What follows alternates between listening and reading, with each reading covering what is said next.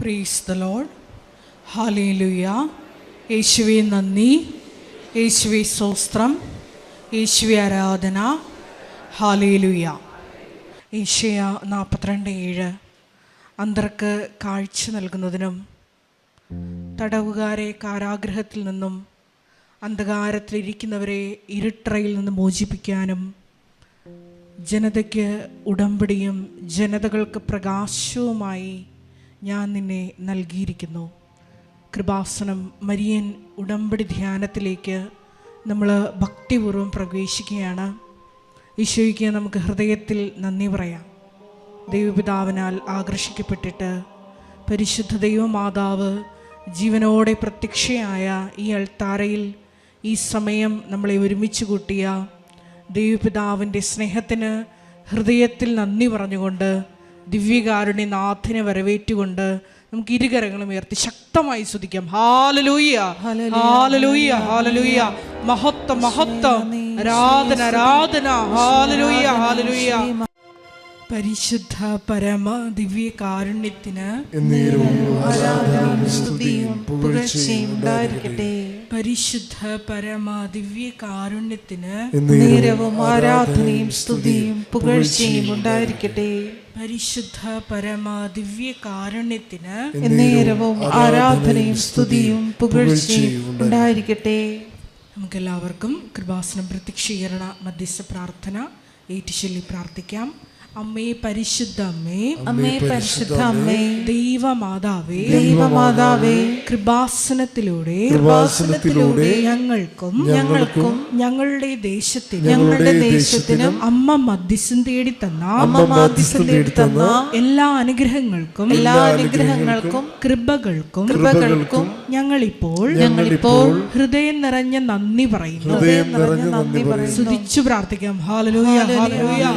നാളിതുവരെ ഞങ്ങൾക്ക് ലഭിച്ച എല്ലാ കൃപകൾക്കും അനുഗ്രഹങ്ങൾക്കും നന്ദി പറയുന്നു. Hallelujah, hallelujah. മഹത്വം, മഹത്വം. ദൈവപിതാവേ നന്ദി.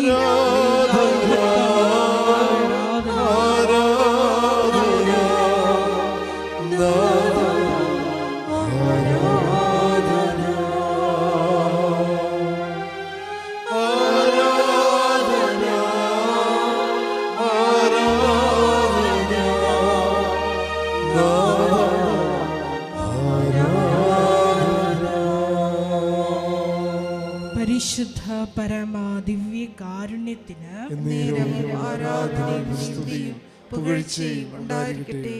പരിശുദ്ധ പരമ ദിവ്യ കാരുണ്യത്തിന് ആരാധനയും സ്തുതിയും പുകഴ്ചയും ഉണ്ടായിരിക്കട്ടെ. പരിശുദ്ധ പരമ ദിവ്യ കാരുണ്യത്തിന് ആരാധനയും സ്തുതിയും പുകഴ്ചയും ഉണ്ടായിരിക്കട്ടെ. അമ്മേ പരിശുദ്ധ അമ്മേ, അമ്മേ പരിശുദ്ധ അമ്മേ, ദൈവമാതാവേ, ദൈവമാതാവേ, 2004 ഡിസംബർ 7-ാം തീയതി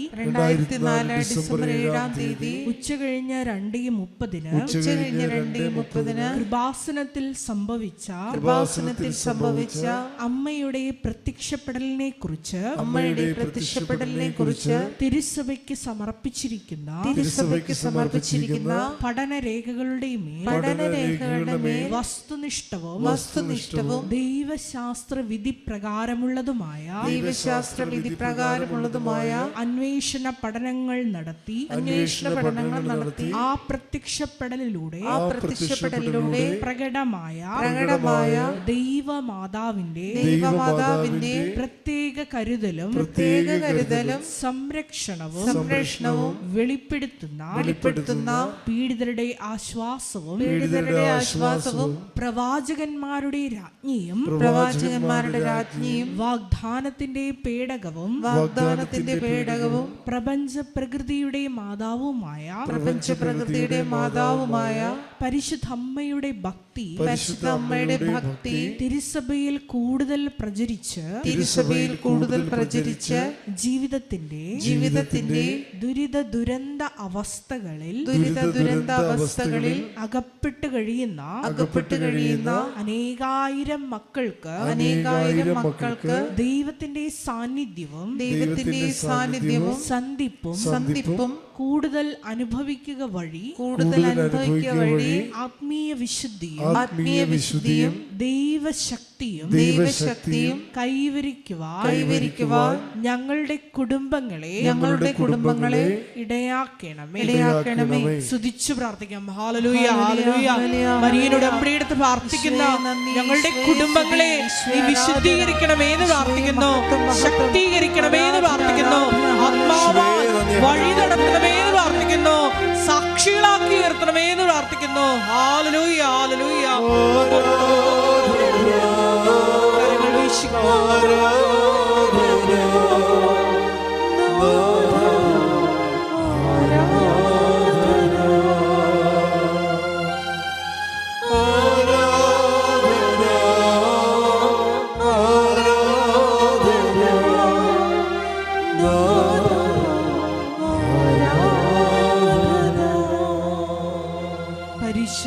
പരമദിവ്യ കാരുണ്യത്തിന് നേരവും ആരാധനയും സ്തുതിയും പുകഴ്ചയും ഉണ്ടായിരിക്കട്ടെ. പരിശുദ്ധ പരമദിവ്യ കാരുണ്യത്തിന് നേരവും ആരാധനയും സ്തുതിയും പുകഴ്ചയും ഉണ്ടായിരിക്കട്ടെ.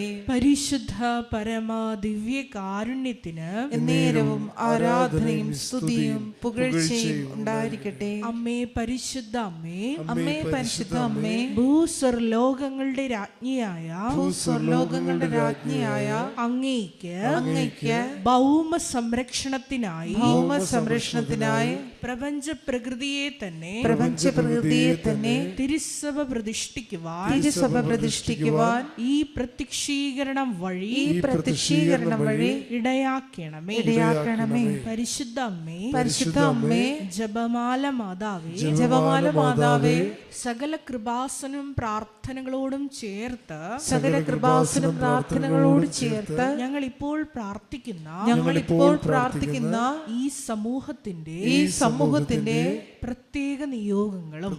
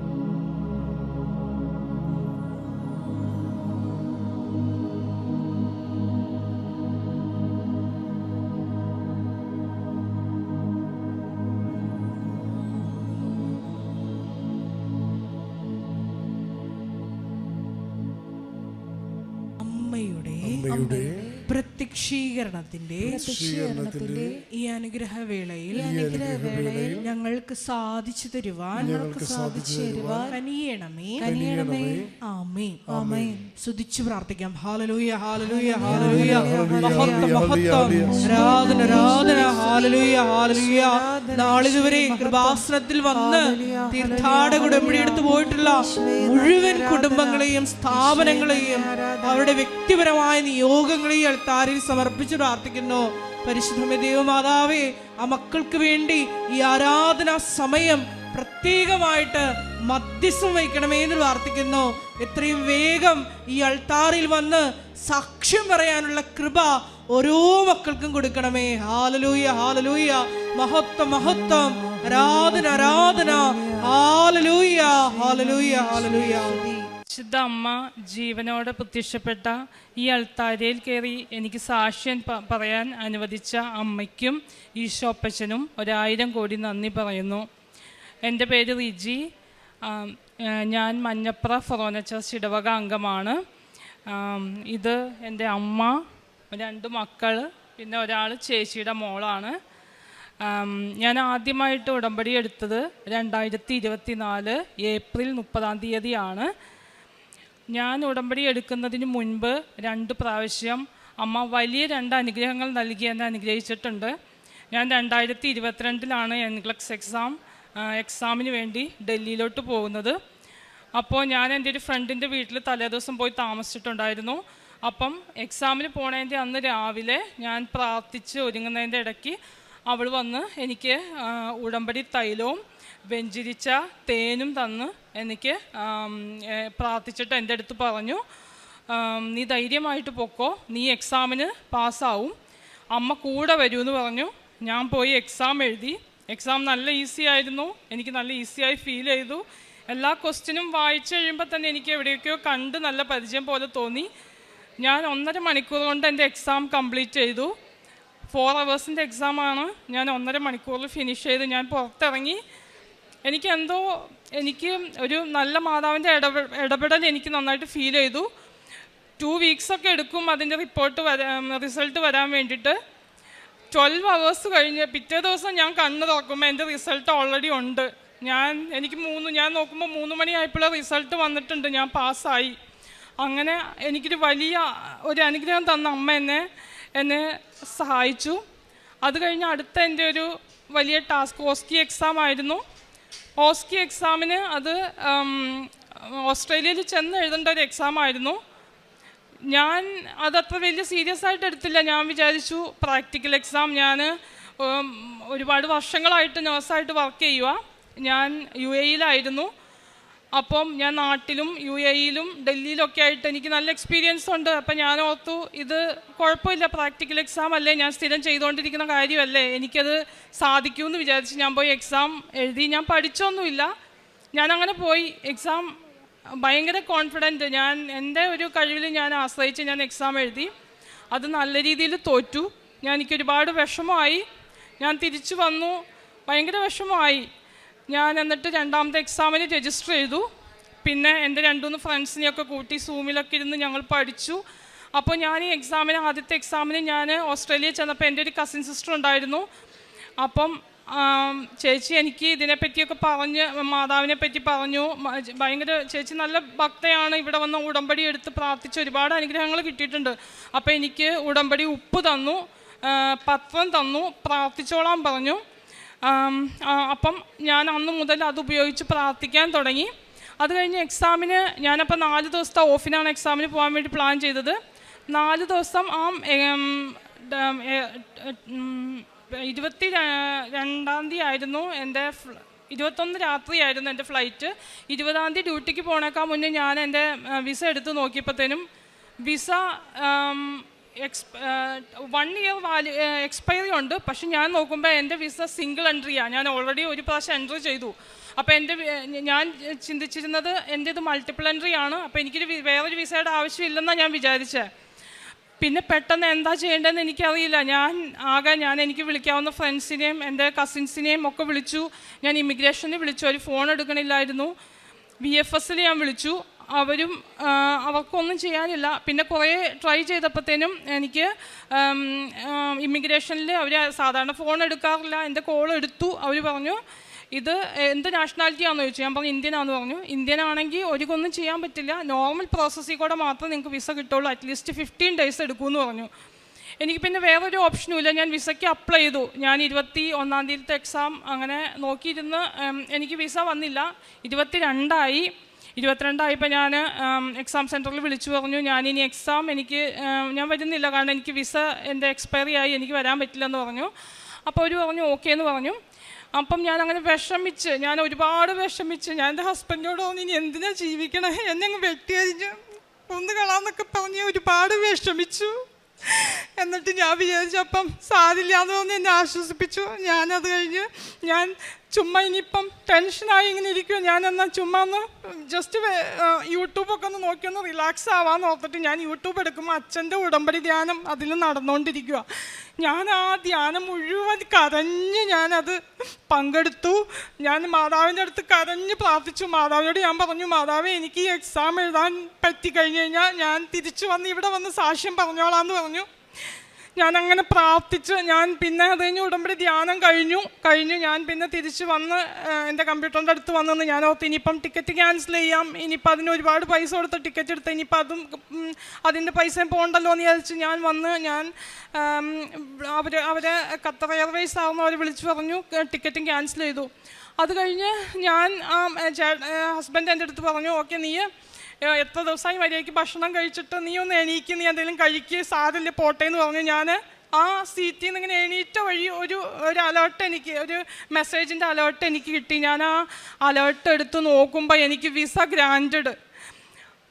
എനിക്കറിയില്ല എനിക്ക് വന്ന സന്തോഷം എന്താണെന്ന്. ഞാൻ ഒരുപാട് അമ്മയ്ക്ക് നന്ദി പറഞ്ഞു. പക്ഷേ അപ്പോഴത്തേനും ഞാൻ എൻ്റെ ടിക്കറ്റ് ക്യാൻസൽ ചെയ്തു. പിന്നെ എനിക്ക് ടിക്കറ്റില്ല. ഇപ്പം എനിക്ക് വിസയുണ്ട്, എനിക്ക് ടിക്കറ്റില്ല.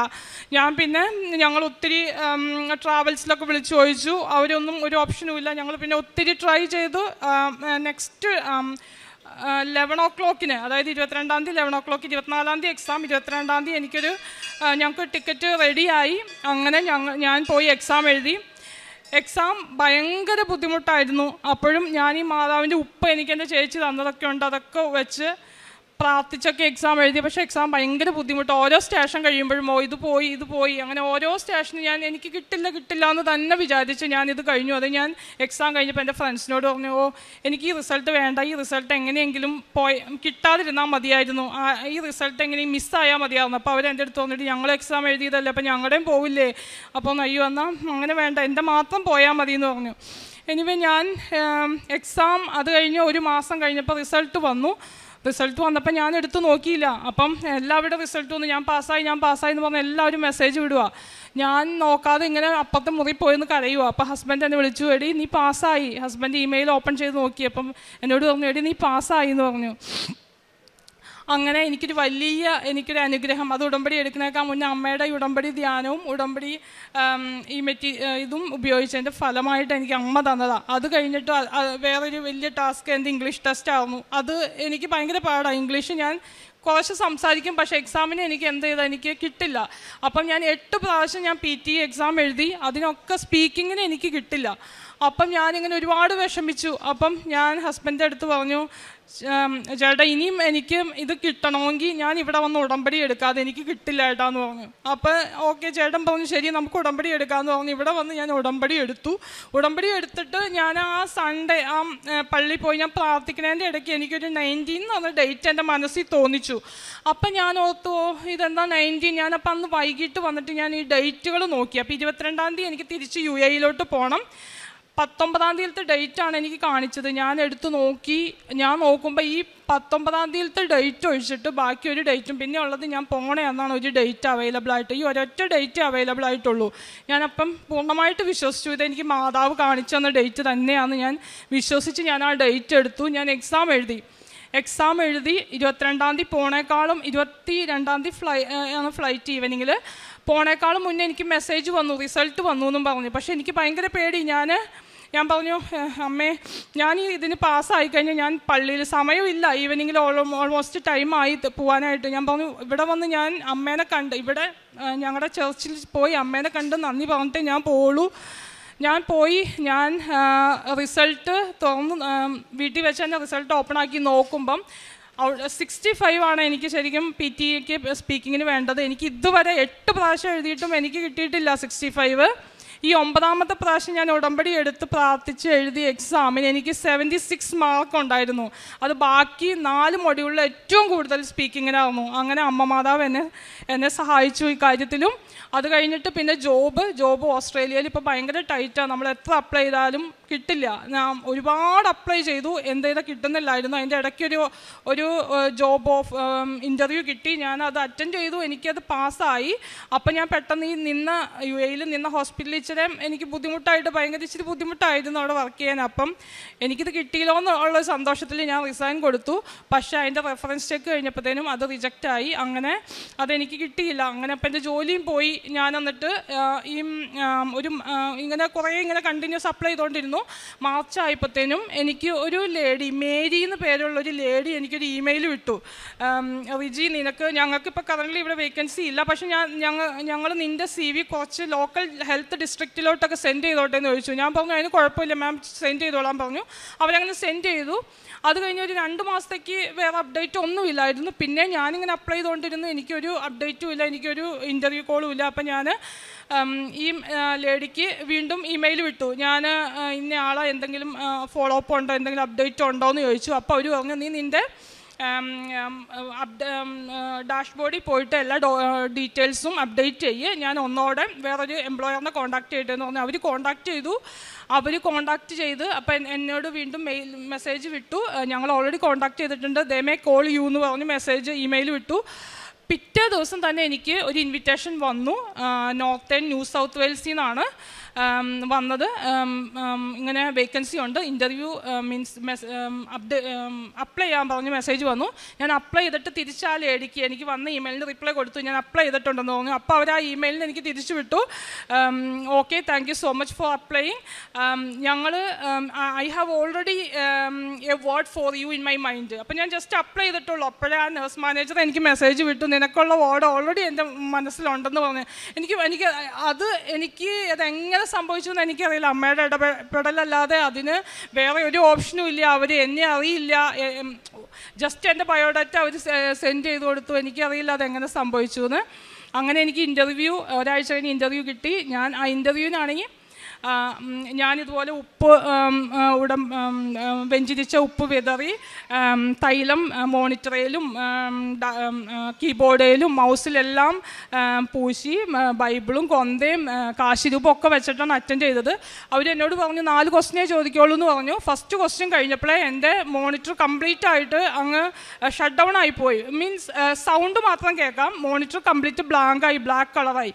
അപ്പോൾ ഞാനാകെ പാനിക്കായി. അപ്പം അവരെന്നോട് പറഞ്ഞു റിജി നീ, ഞാൻ പറഞ്ഞു ഒന്നും കാണുന്നില്ല എന്ന് പറഞ്ഞു. അപ്പോൾ അവർ പറഞ്ഞു കുഴപ്പമില്ല, ഞങ്ങൾക്ക് നിന്നെ കേൾക്കാം, നീ പറഞ്ഞോളാൻ പറഞ്ഞു.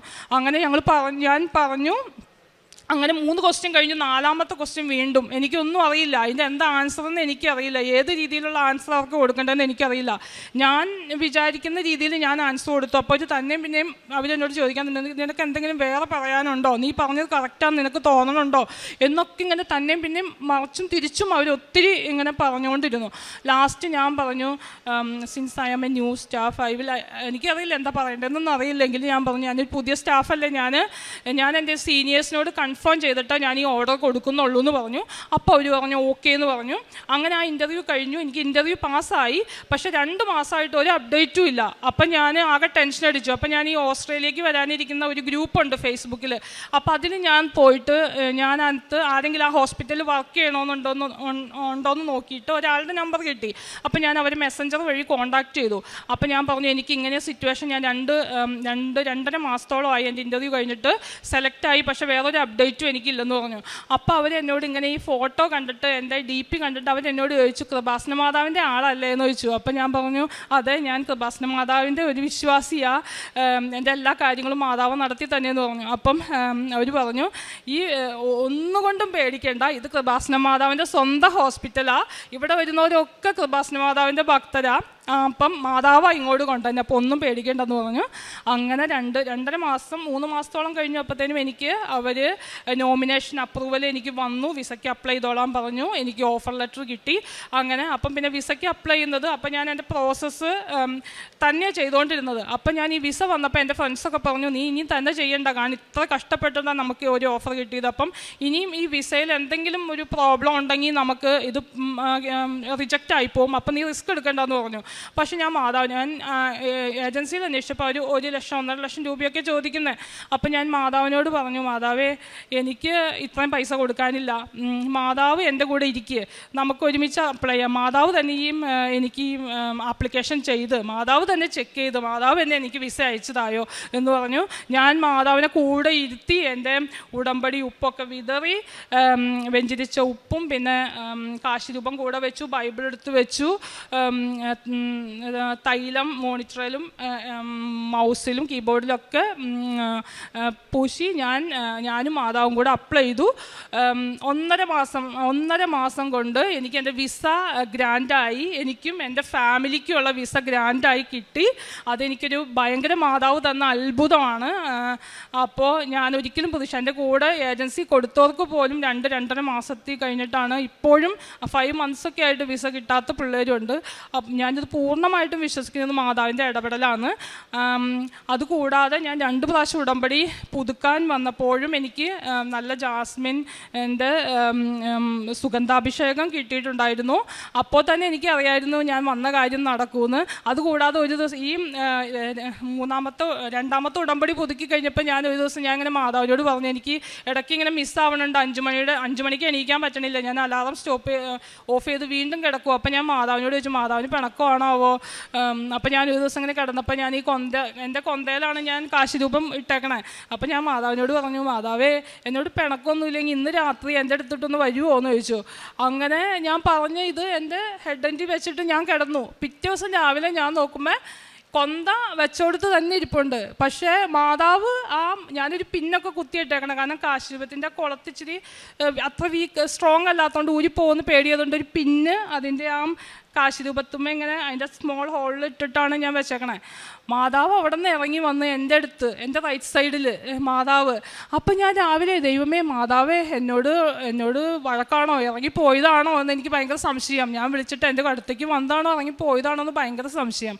പക്ഷേ ഒരാഴ്ച കഴിഞ്ഞപ്പോഴാണ് എനിക്ക് വിസ വന്നത്. അപ്പം എനിക്ക് പൂർണ്ണമായിട്ടും ഞാൻ വിശ്വസിച്ചത് മാതാവ് എൻ്റെ കൂടെ ഉണ്ട്, എങ്ങും പോയിട്ടില്ല എന്ന്. അപ്പം അങ്ങനെ എനിക്ക് ഒരുപാട് ഇതുപോലുള്ള അനുഗ്രഹങ്ങൾ മാതാവ് തന്നിട്ടുണ്ട്. അപ്പം ഞങ്ങൾ ഈ 22-ാം തീയതി ഏർലി മോർണിംഗ് 12:30 ഞങ്ങളുടെ ഫ്ലൈറ്റ് ഫാമിലി ആയിട്ടാണ് പോകുന്നത്.